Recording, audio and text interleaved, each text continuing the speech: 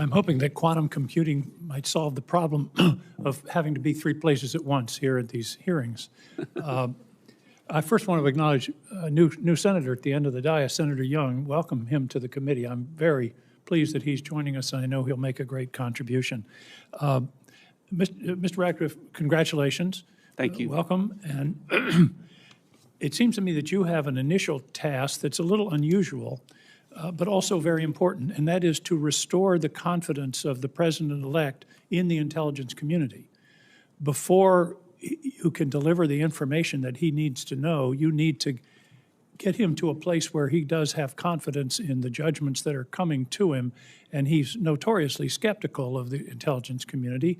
And being skeptical is not necessarily a bad thing, but I hope that's one of the first things that you can work with him on, is to make him receptive to the information and the truth that you will be providing as a result of your position.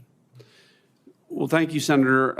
I think one of the reasons that I have this opportunity for you all to consider me for confirmation is because President Trump knows and wants me to lead with integrity, wants me to carry out the duties of the CIA as a director, to follow the law and authorities as far as it will go and no further, to protect America's national security interests. I think that confidence that he has in you is an important asset. I just suggest rebuilding his confidence in the community is an important task. Let me move forward. Everybody's talked about telling the truth to power.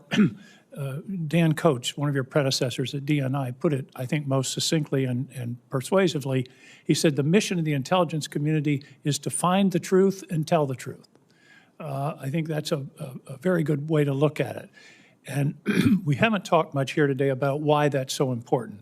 I recently reread David Halberstam's book, The Best and the Brightest, a comprehensive history of Vietnam. It's heartbreaking about the intelligence failures and, frankly, intelligence manipulation that led to a great deal of that tragedy. So that's why it's so important, because skewed intelligence can equal lives lost. And you've already committed. I won't make you say so again, but I think you understand how important this is. I do. 4 years ago, I asked you a series of yes and no questions. You answered them all correctly. I'd like to run through them once more very briefly. Would you ever ask, encourage, or support an intelligence professional adjusting his or her assessment to avoid criticism from the White House or political appointees? No. Would you ever change or remove content in an intelligence assessment for political reasons or at the behest of political leadership? No. Would you consider an individual's personal political preferences to include loyalty to the president in making a decision to hire, fire, or promote an individual? No. And do you commit to exclusively consider professional qualifications in IC personnel decisions without consideration of partisan or political factors? Yes. If you were to receive credible evidence as director of the CIA that an individual was undermining objectivity and furthering a political agenda in the intelligence community, would you remove or discipline that person? Yes. Will you or any of your staff impose a political litmus test for CIA employees? No.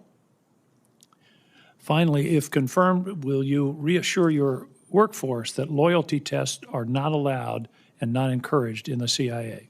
I will. Those were exactly the answers that you gave before. Thank you.